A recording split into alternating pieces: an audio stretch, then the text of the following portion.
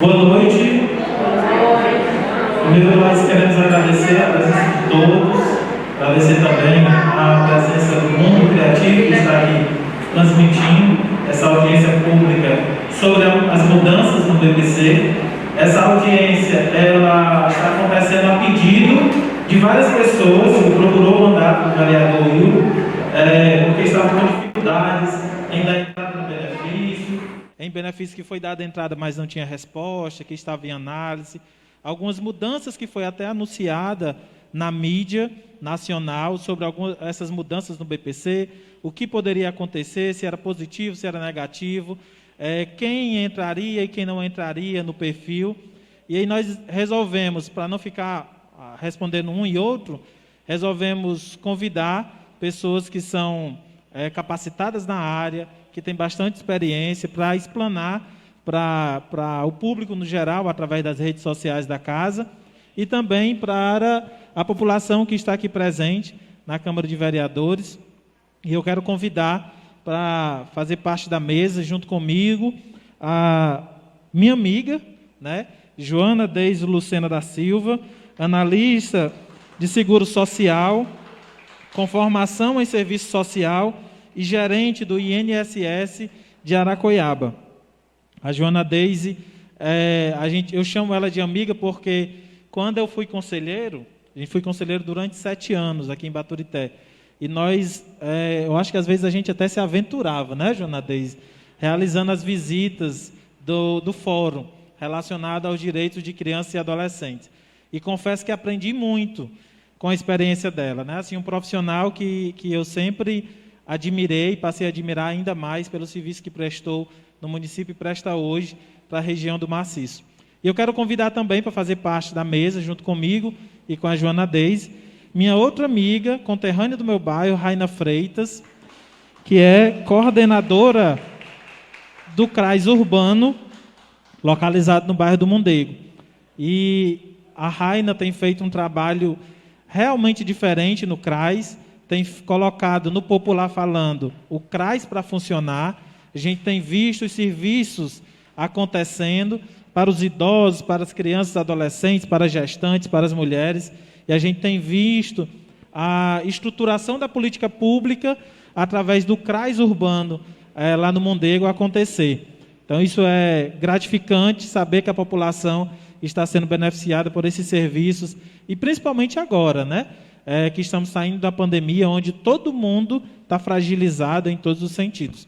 Então, quero inicialmente passar a palavra para a Raina, que vai falar um pouco sobre os serviços do CRAS, o que tem acontecido, quais são os projetos do CRAS aqui em Baturité. Raina, muito obrigado, seja muito bem-vinda à audiência pública. Boa noite a todos. É um imenso prazer estar hoje aqui, nesse momento muito importante para a gente da rede, para todos os usuários também. De início, apresentar o CRAS, fica localizado no Mondego, próximo à rodoviária. Nosso município tem um CRAS urbano e o CRAS rural. O rural fica localizado no Candeia Boa Vista. E a nossa demanda do CRAS urbano é aproximadamente 7.000 famílias, que a gente está tentando chegar até elas, porque a gente sabe que quando iniciou essa nova gestão, está sendo muito novo para a gente. Algumas coisas aconteciam, da forma que não estava tão sendo bem assistida as famílias. Então, agora nós estamos, no linguajar popular, tentando organizar a casa, e já conseguimos organizar uma boa parte. A equipe do CRAS está completa, Foi adicionado agora outra equipe, que é a equipe volante. Por que essa equipe volante? Porque a equipe interna não estava dando conta de tanta demanda, que é mais de 7.000 famílias para a gente ser atendida, Então, a nossa secretária, juntamente com o prefeito, nós pedimos, a equipe já interna, pedimos essa ajuda, esse reforço. E fomos atendidos, e hoje temos o assistente social e o ajudante dela, para a gente estar interno, tentando integrar a família aos programas. Programas que são ofertados é o serviço de convivência, que envolve o bebê, a criança, o adolescente e o idoso. Hoje iniciamos um grupo de serviço de convivência de idoso lá no CRAS, uma coisa que era um desejo nosso da equipe, tentar integrar os idosos da redondeza lá do São Francisco, Mondego, e inserir no grupo, né? Hoje, aproximadamente, estamos com 15 a 16 idosos já cadastrados, participando, né? Foi um momento muito acolhedor, eles muito envolvidos, né, na temática que foi trabalhado com eles hoje. Então, assim, no decorrer dos dias, né, juntamente com a equipe, com a família também, que a família das crianças do serviço de convivência também está muito participativo. Hoje iniciamos também um grupo PAIF no serviço de convivência CAECA, que é próximo ao CSU. Então, assim, nós estamos com serviços hoje funcionando. Grupo de gestantes, dois grupos de mulheres, um no bairro da Vila Nova e o outro agora iniciamos hoje, nas 4 horas da tarde, no CSU, no CAECA, mais conhecido como CAECA. E, assim, aos poucos estamos caminhando, né? Já caminhamos grandes saltos, né? Que estamos tentando integrar mais famílias, né, no serviço, no acompanhamento, juntamente com a equipe volante que está chegando para somar no nosso prédio. Então, assim, o nosso intuito é integrar todos que não têm acesso, né, para chegar na sede. A nossa próxima luta agora é tentar dividir os territórios, né, para fazer essa divisão, porque um CRAS não pode ficar sobrecarregado do outro, né, que tem que atender todos os munícipes da cidade. Então, assim, a nossa luta agora é tentar dividir os territórios para que a gente possa chegar nos nossos indivíduos. E essa temática aqui de hoje é super importante porque só o que chega no CRAS é a demanda de BPC. Então, assim, quando o Will me falou, tem que ser divulgado isso daí, porque é um assunto que a gente que está trabalhando lá na ponta vê a necessidade, né? Às vezes, muito por falta de informação, né? E vou registrar também a presença das minhas colegas de trabalho, né? A Cleide, que é assistente social, a Josi, que está acompanhando a nossa equipe, né? Em nome de todos a nossa equipe, tanto do CRAS urbano como rural, que não pôde estar aqui. E a nossa secretária também, que está em outro momento também, referente à assistência. Então, era só isso, né? Agradeço o convite e vamos ficar atentos na Joana, que tem muita informação boa para a gente. Alô? Obrigado, Raina, pela presença e pelas explicações. Eu vou só registrar quem está aqui como representação. Está a diretoria do Sindicato dos Trabalhadores Rurais, está aqui presente, que trabalha também com os benefícios do homem e da mulher do campo, né? O canal Mundo do Criativo, que nós já registramos, a aluna da FMB, da Faculdade do Maciço de Baturité, a Daniele, que é coordenadora do CREAS, e pais e mães de autistas, que é uma família que tem crescido consideravelmente no município e que tem travado lutas para garantir os direitos dessas crianças, sobretudo também o benefício de prestação continuada, o BPC. Então, vou passar a palavra para Joana Deis, para nos explicar aqui como está funcionando, como vai funcionar o BPC. Esse está funcionando? Alô, boa noite a todos. Pronto, está funcionando. Primeiramente, eu vou me apresentar. Para quem não me conhece, meu nome é Joana Deise. Eu trabalhei durante algum tempo aqui no município de Baturité. E, como o Will bem falou, nós somos amigos de longas datas, nos aventuramos mesmo para garantir os direitos das crianças e adolescentes aqui da cidade. E, desde 2016, eu estou no INSS. Inicialmente, trabalhei no Acre, nada perto, né? 9.000 quilômetros daqui. E, graças a Deus, há quase 3 anos, eu estou aqui no Ceará. Inicialmente, eu fui gestora do INSS de Iracema, uma cidade bem distante aqui no interior, e desde setembro estou aqui em Aracoiaba. Graças a Deus, estou em casa. Gostaria de agradecer novamente esse convite. E temos muita coisa mesmo para falar sobre o benefício de prestação continuada. Tá? Também sou assistente social. No momento, não estou atuando unicamente como assistente social, porque estou assumindo essa gerência, mas também faço avaliações sociais em Aracoiaba. Não está totalmente parado lá. Eu vou explicar por que eu não estou fazendo todas. Existe um impedimento técnico e estou fazendo somente avaliações sociais de benefícios antigos, que é o chamado legado de 2019. Eu vou estar explicando ao longo da minha apresentação, tá bom? Então, o objetivo de hoje é falar um pouco sobre as mudanças acerca do benefício de prestação continuada. Para tanto, é necessário que a gente possa, primeiramente, contextualizar um pouco esse benefício.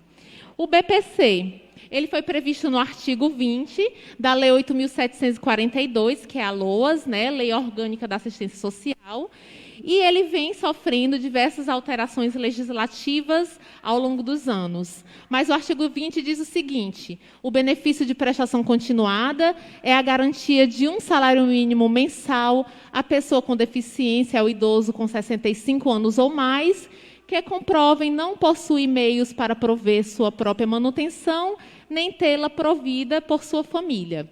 Qual é a composição familiar do BPC? É importante trazer isso antes da gente falar das mudanças, né?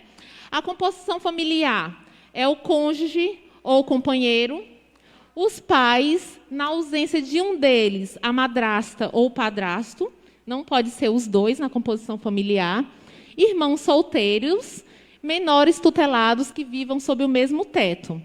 Essa parte da composição familiar é muito importante. Por quê? Como o beneficiário desse benefício do BPC precisa estar inscrito no cadastro único, que é aquele cadastro de informações sociais do governo federal, existe muita confusão em relação à composição familiar.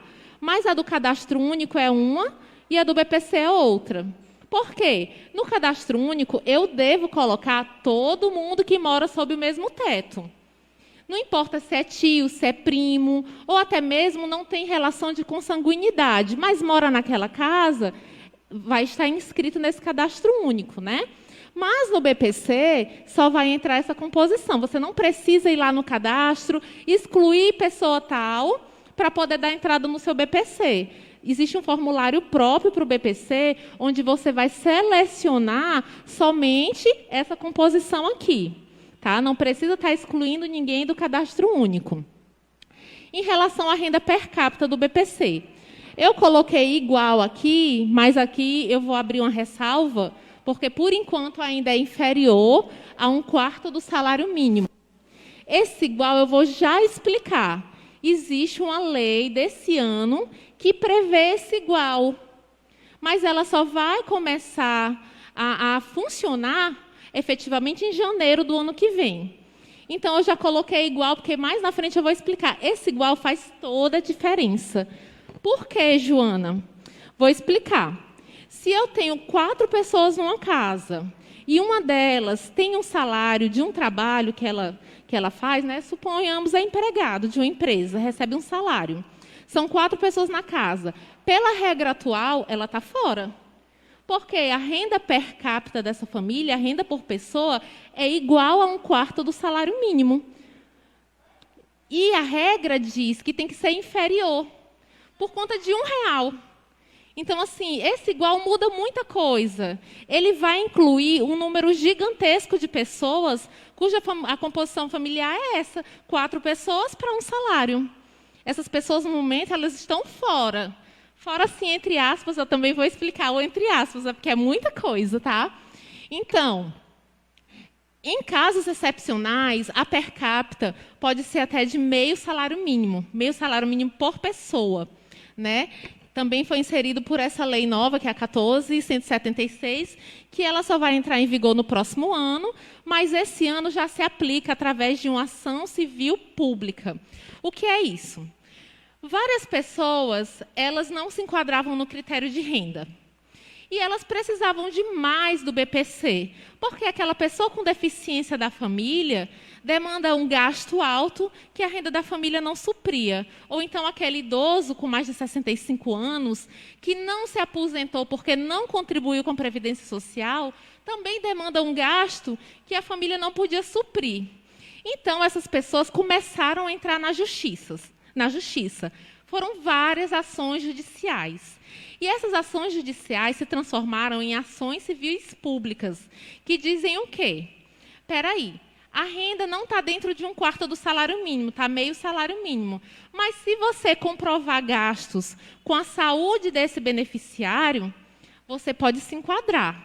Então, atualmente, essa regra ela se aplica com esse parecer de comprometimento de gastos, que eu vou detalhar um pouco mais à frente. Por enquanto, aqui o objetivo é só citar, para que vocês saibam que existe a possibilidade, sim, de pessoas com renda per capita maior do que o programa exige, que é inferior a 1/4 do salário mínimo, se enquadram também no benefício, tá bom?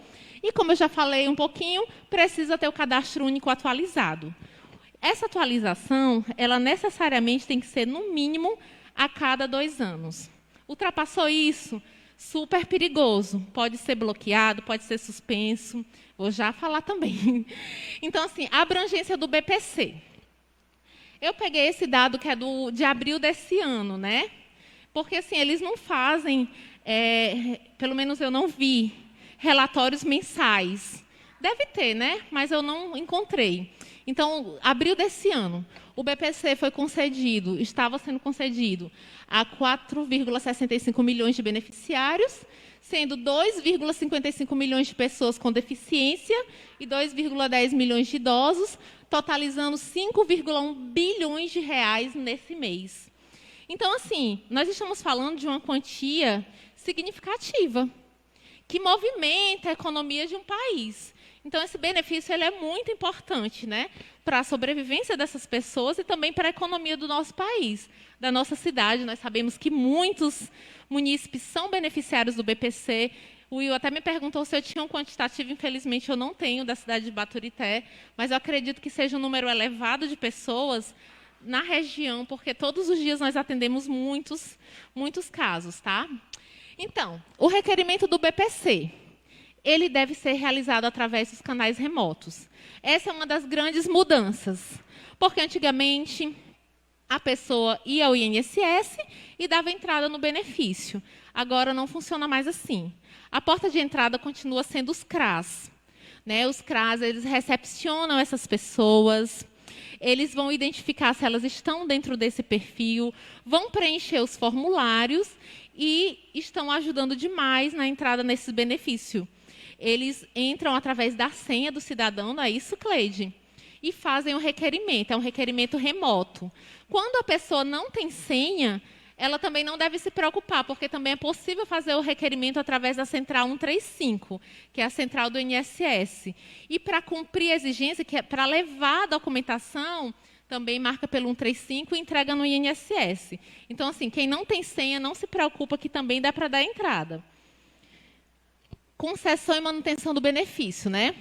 A concessão do benefício, ela perpassa por algumas etapas, né, que são obrigatórias. A primeira é a avaliação da situação socioeconômica, se ela vai se enquadrar naquele critério, naquele perfil inferior a 1/4 do salário mínimo, ou se não se enquadra, se ela apresenta o comprometimento dessa renda com gastos com saúde, que eu vou falar um pouco mais à frente.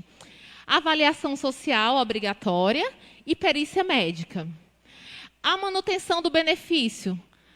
Joana, como é que faz? Porque conceder o benefício já é uma grande dificuldade. Eu dei entrada faz 3 anos e só agora saiu o meu resultado.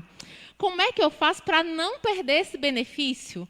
Porque depois de sofrer tanto, ainda corro esse risco. Então, para não perder esse benefício, não pode haver irregularidades nesse benefício. Quais sejam? Não pode haver um cadastro único desatualizado há mais de 2 anos. A pessoa tem que realizar a prova de vida anualmente.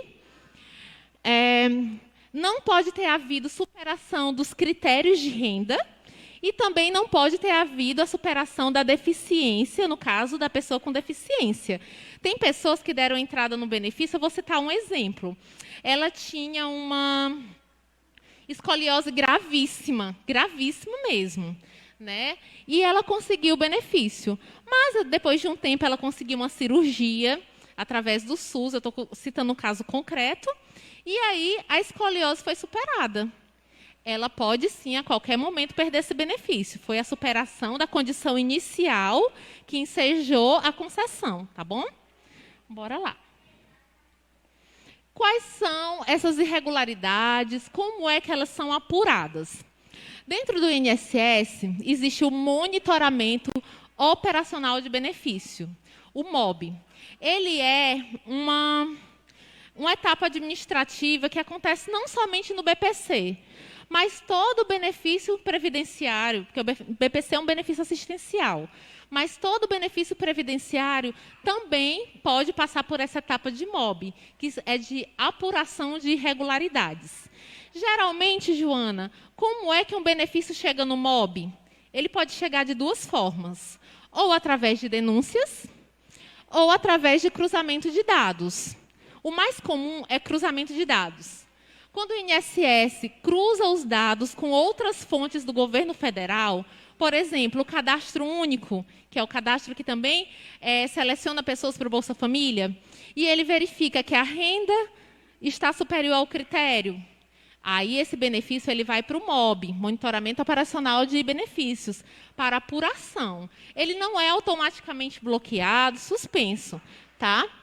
E aí, como é que se inicia esse processo? Se inicia com a notificação do beneficiário. Ele, teoricamente, eu vou falar entre aspas, ele recebe uma correspondência. Joana, por que é teoricamente?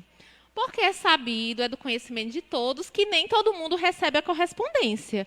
O INSS emite? Emite. Os Correios entregam? Nem sempre. Eu posso dizer isso, afirmar com toda certeza, porque quando nós entramos dentro do processo da pessoa, existe lá o AR, que é o aviso de recebimento. E aí os Correios dizem lá, né? Cliente não localizado, mudança de residência, ou então correspondência não entregue, motivo tal. Está marcado lá. Então, assim, é sabido que nem todas as pessoas recebem essa notificação. E aí vem o grande problema. As pessoas têm 30 dias para se manifestar, para se defender em relação à notificação, né, do monitoramento de benefícios. E se a pessoa não recebeu a correspondência? Como é que se manifesta? Lá fala que é 30 dias da ciência, mas muitas pessoas não tomam ciência. E mesmo assim, a apuração continua. Continua de que forma? Com a suspensão do benefício. Não sei se está nesse slide. Bora lá, está no próximo, mas eu vou falar um pouquinho desse, porque já é a continuidade também. Então, assim, eu acho que eu pulei um. Pulei não. Aqui, qual é o procedimento que a pessoa vai tomar, tá? Ela vai agendar, ligando para o número 135, um atendimento especializado para a agência mais próxima. Joana, só dá pelo 135? Infelizmente, sim. Não existe esse agendamento remoto pelo celular, pelo aplicativo. E aí, ela vai apresentar a defesa dela e os documentos comprobatórios daquela defesa. Por exemplo, a pessoa, houve o cruzamento de dados e o marido dela está trabalhando, mas ela está separada. Inclusive, ela tem na certidão de casamento dela averbado o divórcio. É o comprovante? É. Ela só não foi lá no cadastro único tirar ele. Por isso que é importante atualizar a cada 2 anos. Na defesa dela, ela vai escrever: não convivo mais maritalmente com fulano de tal. Minha certidão de casamento com divórcio averbado consta em anexo. Então, assim, ela vai agendar para entregar essa defesa e os documentos comprobatórios em anexo, tá? E ela também deve ficar acompanhando o andamento do processo. O acompanhamento pode ser feito, sim, pelo aplicativo Meu INSS. Com o CPF dela e com a senha, ela vai acompanhar o desfecho. Então, se ela perdeu o prazo da defesa, ela não recebeu notificação, não foi culpa dela, e ela perdeu o prazo da defesa, porque ela mora lá na zona rural, e nessa zona rural os Correios não entregam. Estou só aqui numa situação hipotética, tá? Então, o beneficiário poderá ter seu benefício suspenso. Começa aqui o problema. Os valores recebidos indevidamente podem ser cobrados em conformidade com o artigo 49 do Decreto 6214 de 2007. O que é que diz esse artigo? Cabe ao INSS, sem prejuízo da aplicação de outras medidas legais, adotar as providências necessárias à restituição do benefício pago indevidamente, ressalvados os casos de recebimento de boa-fé. Esse boa-fé, gente, aqui vai ser o X da questão que eu vou explicar para vocês, tá? Tem que ser comprovada que a pessoa não cometeu aquela irregularidade de má-fé. Porque, se for de má-fé, o INSS cobra, sim. E essa cobrança ela é consignada ao pagamento de outro benefício que existe na casa. Então, é importante que, na defesa, a pessoa diga seus motivos. Vamos lá, quais seriam alguns motivos, né? Tem gente que tem baixa escolaridade, que não consegue compreender sobre os critérios do programa. Tem gente que não tem acesso à internet, que mora em regiões distantes, que tem dificuldade mesmo de acesso à informação, por isso não sabia sobre as regras, sobre a notificação. Então, tudo isso vai demonstrando que não houve má-fé, não houve a intenção de lesar o tesouro recebendo um valor indevidamente. Muita gente nem sabia. Disse, nossa, quer dizer que ele não podia trabalhar? Ela realmente não sabia. Então, se na defesa ficar constatado que não houve má-fé, o INSS não faz a cobrança do valor indevido. E, gente, esses valores são altos, tá? Tem gente que passa anos recebendo fora dos critérios de renda. E só quando existe um batimento, um cruzamento entre os cadastros, é identificada essa irregularidade. Aí o INSS calcula com juros e correção monetária. E consigna aquele valor ao benefício da outra pessoa, né, que recebeu, no caso, que faz parte da composição familiar. Vamos lá. No caso de suspensão do benefício, né, notificação de cobrança de valores, o INSS ainda abre um prazo para recurso. Joana, eu perdi o prazo da defesa. Eu não me defendi porque eu não sabia, eu não recebi a notificação. Meu benefício está suspenso. O que é que eu faço? Deve entrar com recurso. Existem duas possibilidades de recurso. Existe o recurso administrativo e o recurso judicial. Sempre que eu estou falando sobre o recurso para alguém que eu estou atendendo, ela diz assim, qual é o melhor? A primeira pergunta. Aí eu sempre deixo que a pessoa decida, mas eu mostro quais são os prós e os contras. O recurso administrativo ele é de graça. A pessoa mesma chega no INSS, expõe lá num documento as razões do recurso, ou então traz o CRAS, ele costuma muito preencher o formulário de recurso, e a gente dá entrada nesse recurso no INSS. Qual é a desvantagem? É muito demorado. Os recursos eles demoram de 1 a 3 meses? Não, anos. De 1 a 3 anos tramitando no INSS. Acredite quem quiser. Então, assim, é muito demorado, mas é de graça. Quem não tem condições de pagar, geralmente entra com recurso administrativo. A outra opção é o recurso judicial. O recurso judicial, se for com um advogado particular, ele é pago, porque se for na defensoria pública também vai ser de graça, né?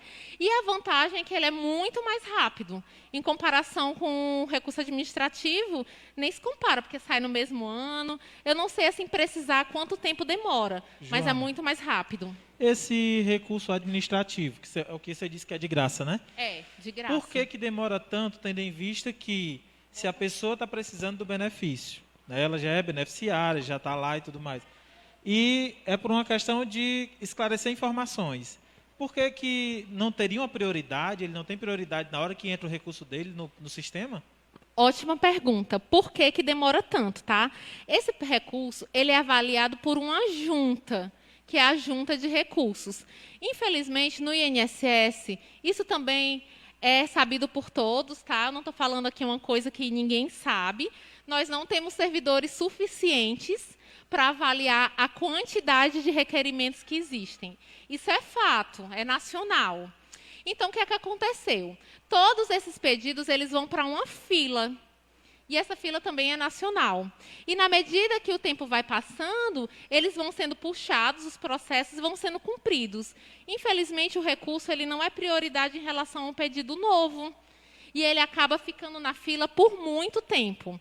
Eu acompanho vários casos em que o recurso tramita aproximadamente 3 anos, sem resultado. A gente sempre entra, coloca um despachozinho lá, o requerente compareceu à APS, pedindo o prosseguimento da sua análise, mas realmente é muito demorado. Então, assim, eu deixo sempre as opções, as possibilidades para a pessoa decidir, né, entre o de graça e demorado ou entre o pago e rápido. Mas também existe a possibilidade, que eu sempre falo, da Defensoria Pública, que é uma opção gratuita e também rápida, tá? Infelizmente, Will, não tem prioridade em relação aos novos benefícios. Os novos benefícios são mais rápidos. Então, eu até coloquei aqui, ó, o ponto 2.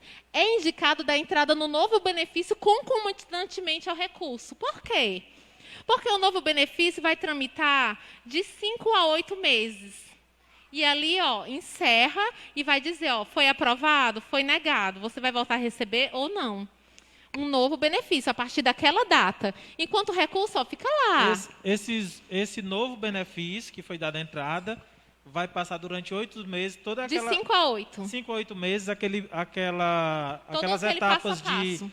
de perícia, de Avaliação social, tudo. até 8 meses. E eles são prioridade em relação ao recurso, por isso que eles são mais rápidos. Se é que a gente pode falar em rápido 8 meses, mas considerando o tempo médio de espera, são considerados rápidos, tá? Por exemplo, agora qual é o novo pedido? É bom dizer. A data de entrada nesse novo pedido é o que vai dizer qual é o ponto que ele vai começar a receber. Tipo, eu recebo há 10 anos um benefício. Foi cortado em 2020, está suspenso. Eu dei uma entrada no novo agora em maio de 2021. Eu vou receber de 2020 para cá só quando o recurso for avaliado. Se for avaliado positivo para você, você volta a receber o período que estava lá suspenso. Mas esse novo que vai ser analisado é a partir de maio. Você recebe de maio para frente. Tá? Ele tramita mais rápido, mas é a partir daquela data da entrada do novo. Não mexe mais com o outro que está suspenso, aguardando uma resposta. Tá? Então, tá com benefício suspenso, faz o quê? Dá entrada no novo e entra com recurso. Tem como esperar muito tempo? Tenho. Eu tenho outros meios, tudo mais. Então, faz administrativo. Não tem, faz judicial. Procura o defensor ou um advogado. Então, para deixar mais claro, o meu benefício foi suspenso, eu dei entrada no novo, mas eu já tinha um recurso tramitando lá, né? E aí eu comecei a receber a partir do mês agora, do novo. Outubro, né? Tá. E aí o INSS analisou o meu recurso que estava lá. E então, deu a favor. Deu a favor. Aí você vai receber o período que ficou. Esse seu novo vai deixar de funcionar e você vai reativar o que estava suspenso, recebe todo o período até a entrada no novo, vai ter uma faixa aí que você não vai receber porque você já recebeu. Isso. E você vai dar continuidade naquele antigo.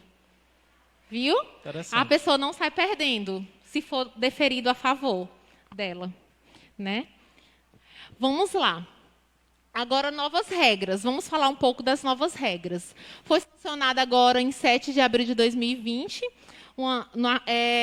que introduziu o artigo 14, né, no artigo 20 da Lei 8742, que diz o quê? O BPC ou benefício previdenciário no valor de até um salário mínimo concedido a um idoso acima de 65 anos de idade ou pessoa com deficiência não será computado para fins de concessão do BPC de outro idoso ou outra pessoa com deficiência. Traduzindo, se existe um benefício previdenciário na casa ou um BPC na casa, e antes, se não tinha 5 pessoas na casa, porque tinha que ter 5, né, para a renda ficar inferior a 1/4 do salário mínimo. Mas não importa agora. Suponhamos que tenha só 2 idosos e um já recebe o BPC, não vai impactar no recebimento do outro. Isso é ótimo. Então, assim, nesse quesito aí, foi bom, porque se tem um benefício dentro da casa de até um salário mínimo, ele não vai impactar no recebimento de outro benefício, que é o BPC. Tem alguma dúvida nesse ponto?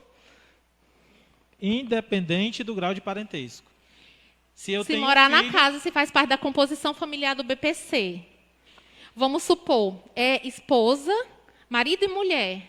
Aí o marido, só eram os dois. O marido já recebe o BPC. A esposa não podia receber. Porque se só eram dois, quando dividiam um salário para dois, dava meio salário mínimo, não dava inferior a um quarto. Mas agora esse BPC do marido não conta mais para a concessão do da esposa. Os dois podem receber o BPC.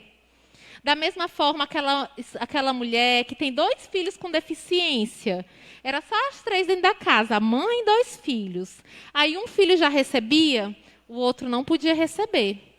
Porque quando dividia esse benefício de um salário mínimo do filho para os 3, dava superior a um quarto do salário mínimo. Mas com essa nova regra, o outro filho que tem deficiência também pode receber. Ficam 2 BPCs na casa. É boa, né? Nesse ponto aí favoreceu, né? Isso daqui é um avanço legislativo, não foi um avanço assim dado como uma benesse, vamos ajudar o povo. Não, é resultado de quê? De muita pressão social. Muitas pessoas entraram com processos na justiça, muitas jurisprudências aconteceram, até que foi visto assim, é melhor a gente mudar a regra, porque a gente agora está sendo alvo de muita ação judicial, estamos gastando muito dinheiro com a justiça, é melhor mudar a regra e logo enquadrar todo mundo.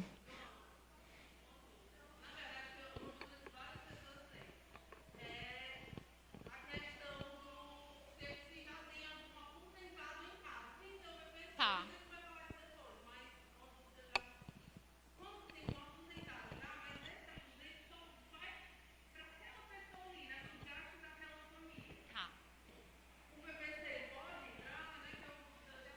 Pronto, depende. Muito boa pergunta. Benefício, o BPC ou benefício previdenciário, que no caso a aposentadoria é um benefício previdenciário. Se for de até um salário, também não conta. Tem gente que recebe acima de um salário, porque isso é muito relativo, depende de quanto ela contribuiu com o INSS. Né? Feito uma média, tem um cálculo, uma média aritmética, que vai dizer qual é o seu salário de benefício. Se for até um salário, não conta. É uma grande vitória. Tá? Essa mudança é boa, gente. Vamos agora para outra. Essa nova regra. Tem uma pergunta ali atrás.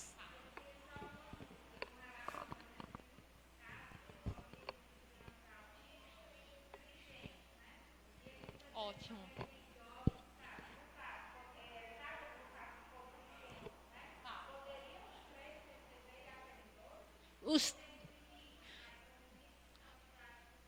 Olha, a regra, ela é bem ampla.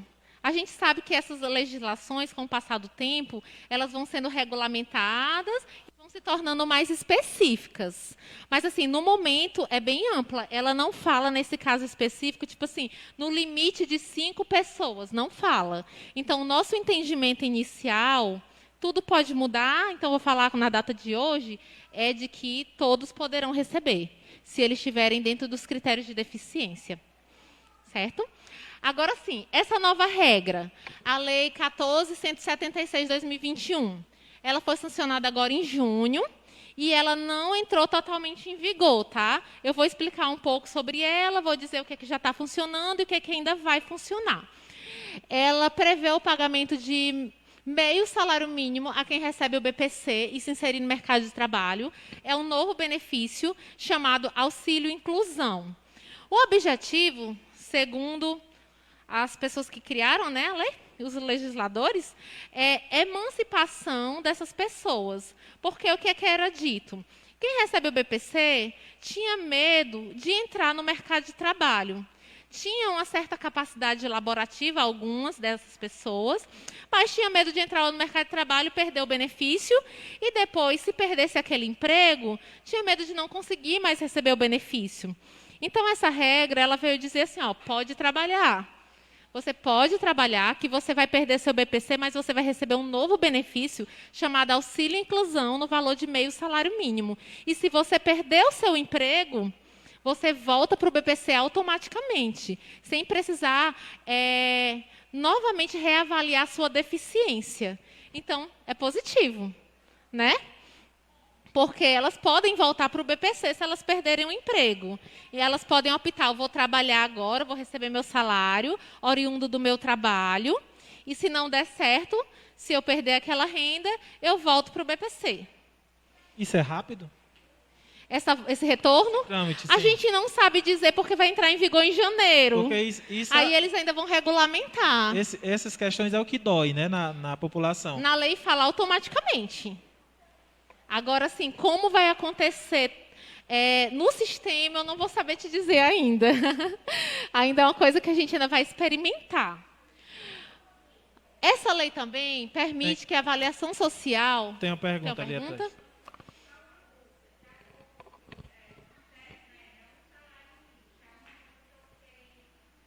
Tá. Deixa eu levar o microfone para poder o público de casa também ouvir a pergunta da senhora, Tá. porque está sendo transmitido.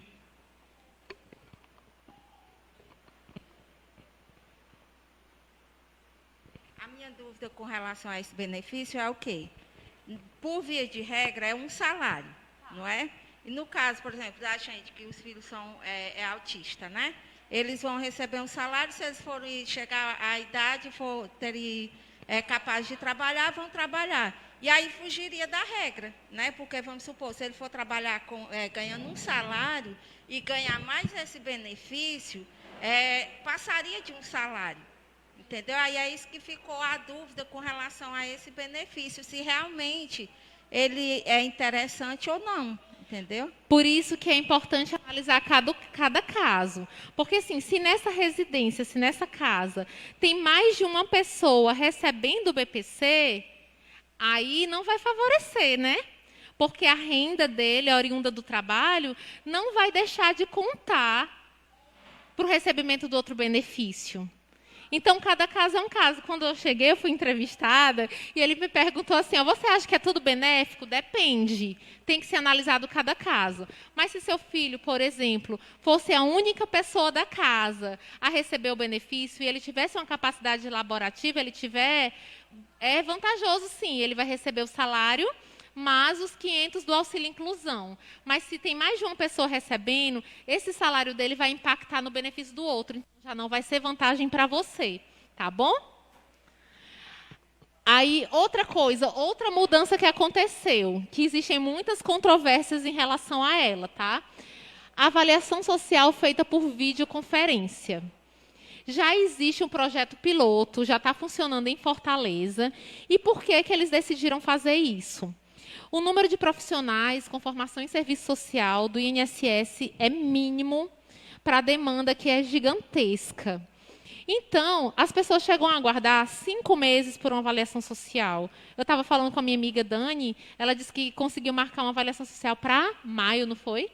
Agora, em novembro, ela conseguiu agendar para maio. Olha só.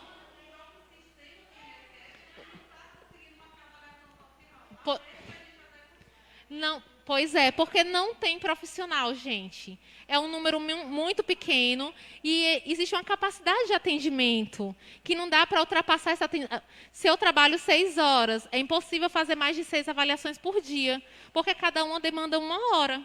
Então, assim, esse é um grande problema. Então, a solução pensada foi o seguinte, vamos pegar APS, que são agências da Previdência Social, né? Agências que têm um número pequeno de avaliações sociais, e no momento que a assistente social está sem atendimento, ela atende por videoconferência uma pessoa de outro estado, que está aguardando atendimento. Ele se dirige àquela agência, que não tem vaga, ou porque não tem profissional, a maioria não tem profissional, ou porque o profissional já está sobrecarregado, e ele vai ser atendido por assistente social de um interior que tem uma demanda pequena e que tem um horário naquele encaixe. Isso vai ser atendimento por videoconferência. Isso vai ser bom? Bom, isso daí só o tempo vai dizer. Porque, assim, quando eu trabalho aqui na região, a gente conhece os problemas da região da gente. Quando a pessoa está falando, às vezes nem precisa ser dito tudo, mas a gente consegue, durante a avaliação social, compreender toda aquela questão social que a pessoa perpassa, por conhecer a região e, claro, pela fala da pessoa também. Estou falando isso porque eu também atendo a avaliação social, né?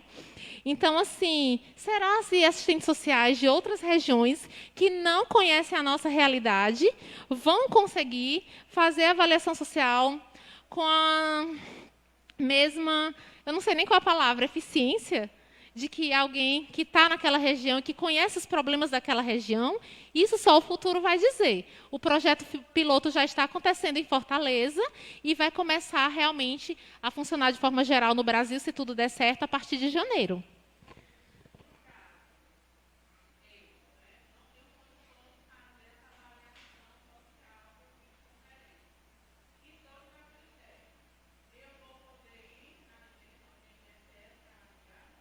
Pronto. Esse daí eu até comecei a falar no começo, eu disse, mas na frente eu vou explicar. Eu sou assistente social também, né, e trabalhava como assistente social lá em Rio Branco. E por um problema técnico, eu não estou podendo atender as novas avaliações sociais aqui. Eu só consigo atender as avaliações sociais de 2019, que são chamadas legado. Por quê? Nós usávamos um sistema antigo, chamado CIB, que eu tenho acesso e que eu consigo fazer.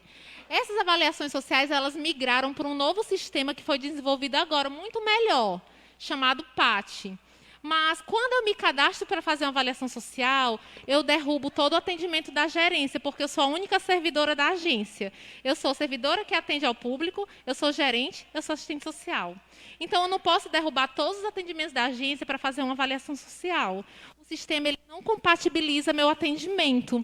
Então, não estou conseguindo fazer avaliações sociais atuais, que foram solicitadas de 2020, 2021. Só consigo atender o legado. Então, quem é de Baturité, infelizmente, tem que se deslocar ou a Fortaleza, a Maracanaú, a Quixadá, que são as cidades mais próximas com um profissional de serviço social atendendo. Infelizmente. Eu espero que eles consigam resolver um problema técnico, é um problema de sistema. E aí eu vou atender com todo o prazer do mundo. Porque não tem nada que eu goste mais de fazer do que ser assistente social. Mas, por enquanto, eu só estou atendendo as avaliações sociais antigas. E elas já estão quase terminando. São pessoas que, desde 2019, estão esperando. Joana, por que tem gente que deu entrada em 2021, já saiu, e tem gente que deu entrada em 2019 e ainda está esperando, que é o legado? Porque nós tivemos um problema nesse ano de 2019. E aí ficou lá uma fila sobrecarregada de pessoas aguardando avaliação social, aguardando perícia médica, aguardando a continuidade de análise do benefício. O sistema foi migrando, foi mudando. Quem deu entrada depois já foi contemplado por sistema novo, por atualizações, e conseguiu ter o benefício mais rápido. E esse pessoal de 2019 ainda está nesse trâmite das avaliações sociais, da perícia médica, mas já está terminando, graças a Deus. Em Aracoiaba, estava dando 6 pessoas por dia, agora eu atendo 1 por dia. Então, sinal de que essa fila realmente está sendo encerrada. E o que mais, né? Essa nova regra, ela também altera o critério de renda para acessar o benefício. Como eu falei, né? Antes era inferior a 1/4 salário mínimo, ainda é. Vai passar a ser igual a 1/4 salário mínimo a partir de janeiro. Vai entrar muita gente, que na casa são 4 pessoas para um salário, né? E ela abre exceções nas quais a renda por pessoa pode chegar a meio salário mínimo. Joana, mas isso não acabou de dizer que já existe?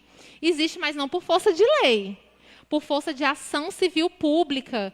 A gente faz o parecer de comprometimento de renda daquelas pessoas que têm a renda superior a 1/4 do salário mínimo. Mas agora vai virar lei. Se você tem a renda superior a 1/4 do salário mínimo, mas tem essa renda comprometida com gastos de saúde, aí você vai receber o benefício a partir de janeiro. Aí, como é que é feito o parecer de comprometimento de renda? A pessoa tem que apresentar gastos médicos com exames e consultas, com fraldas, com alimentação especial, que é aquela prescrita pelo médico, ou com medicamentos. Joana, precisa ser todos os campos? Não, pode ser só um. Tem gente que só tem despesa com medicamento. Tem gente que só tem despesa com alimentação especial. Pode ser só um. Contanto que esse gasto contemple o valor que está ultrapassando na renda. Joana, quer dizer que basta chegar lá com o comprovante do gasto, com a receita dizendo eu preciso desse medicamento, então estou comprando ele, vai dar certo? Infelizmente, não. você também tem que apresentar uma declaração da Secretaria de Saúde, assinada e carimbada pelo servidor que lhe atendeu, dizendo que aquele medicamento, aquela consulta, aquele exame, aquele alimento, aquela fralda, não está sendo concedida gratuitamente através do SUS. Esse é um problema. Por quê? Porque as secretarias elas querem dar essa declaração. Eu encaminhei essa semana um caso desse para a secretaria. Mandei para a Raina, não foi, Raina? E para a Secretaria de Saúde. Mas deixa eu fazer uma pergunta que está aqui, de uma pessoa que estava acompanhando nas redes sociais. Tá. Ainda daquela lâmina que fala que pode ter um outro beneficiário do BPC dentro de casa. A pessoa disse, a Joana disse que se tem um beneficiário do BPC, o outro também vai poder ter. Pode. Né? É agora na casa que tem um aposentado, que não é BPC, é contribuição ou agricultura. Se for de até um salário mínimo? Também pode. Pode. Então, a outra pessoa sendo aposentada por tempo de contribuição ou sendo agricultor, sim, a outra pessoa tem direito também. Ao benefício, sim. Okay. Contempla, viu? Aí, voltando para essa parte da Secretaria de Saúde, o problema é que a maioria das secretarias tem medo de dar uma declaração e se comprometer. Mas, assim, essa declaração é apenas para informar para o INSS, olha, ele está gastando mesmo, não está sendo concedido pelo SUS, não é para comprometer a secretaria X ou Y.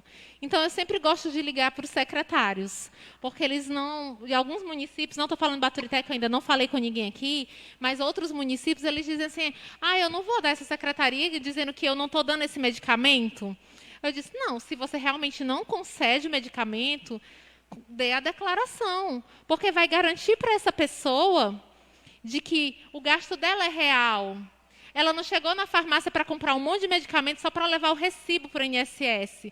Ela precisa, está prescrito no receituário e a Secretaria de Saúde não está entregando. Não vai comprometer a Secretaria de Saúde. Eu sempre gosto de esclarecer, tá?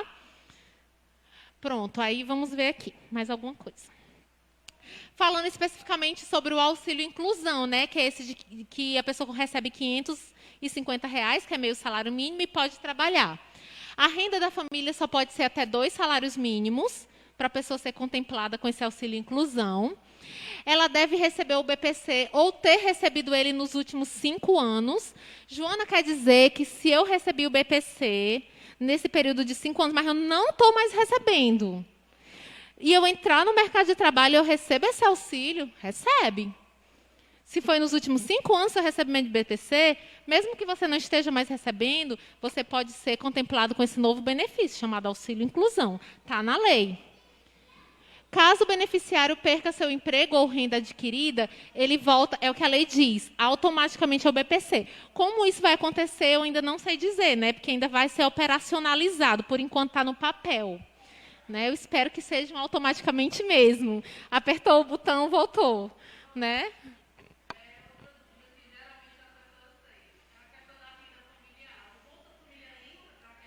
Não entra. O Bolsa Família não conta como renda. Pode receber o Bolsa Família em qualquer valor que ele não conta, não compõe.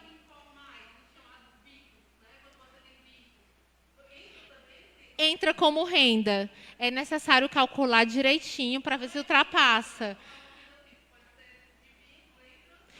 Entra como renda.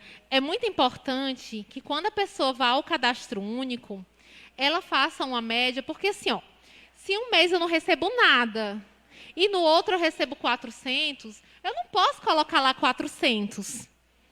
Eu tenho que fazer uma média, porque tem mês que não tem nada. Então, é importante fazer essa média para não prejudicar. Olha, o cadastro único, ele é declaratório, ainda é, né, meninas? Faz um tempo que eu saí do cadastro único, ele é autodeclaratório. É a própria pessoa que vai informar, mas tem que ter muito bom senso do cadastrador. A pessoa chega lá e diz assim, no mês passado eu não recebi nada, mas esse mês eu fiz uma faxina aqui, outra ali, e recebi R$100. Aí o cadastrador vai botar a renda dela fixa de R$100? Tem que ter bom senso, né? A gente também não pode dizer qual a renda que vai ser colocada, mas nem sempre a própria pessoa sabe dizer isso. Então, é necessário que quem faz as entrevistas, mas as pessoas são bem qualificadas. Eu acho que eles fazem do jeitinho certo. Pronto, acho que só foi isso. Próximo slide, eu estou agradecendo a atenção de vocês e eu estou à disposição para esclarecer mais dúvidas.